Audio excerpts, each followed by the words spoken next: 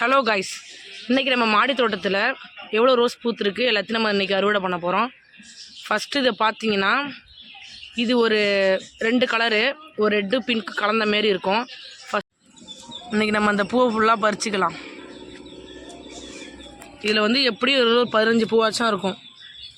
நம்ம ரோஸ் செல்லில் மட்டும் பூவை மட்டும் நம்ம அப்படியே விட்டு வச்சுருந்தோம்னா நெக்ஸ்ட்டு பூ வந்து நம்ம என்றைக்குமே தராது. நம்ம அப்பப்போ பறிச்சுக்கணும் பூவை.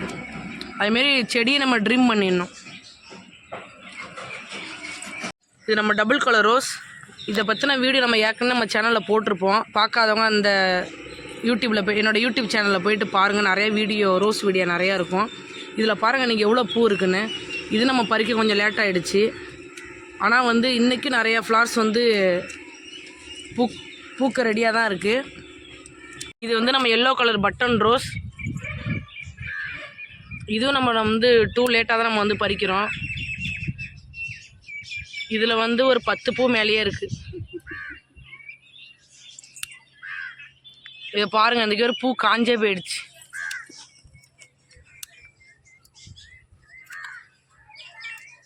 ஆனால் இது ஆக்சுவலாக ஒயிட் கலர் மாரி தான் தெரியும். ஆனால் இது வந்து எல்லோ கலரு. அடிக்கிற வெயிலில் வந்து அந்த ஃபுல்லாகவே கலர் மாறிடுச்சு.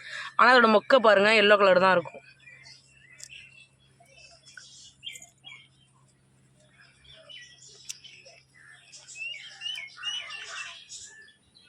இது வந்து ஒயிட் கலர் பட்டன் ரோஸ்.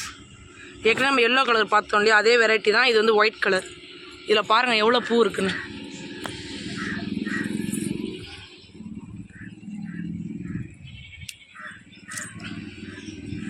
இது கொஞ்சம் நம்ம கேர்ஃபுல்லாக தான் பறிக்கணும். ஏன்னா இதில் நிறையா வந்து மொக்கு இருக்கும்.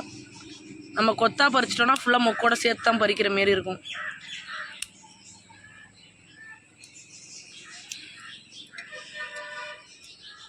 இது நல்லா பூத்து முடிச்சதுக்கப்புறம் நம்ம வந்து ஃபுல்லாக ட்ரிம் பண்ணிடணும். அப்போ தான் நிறையா வந்து பூக்கும் செடி.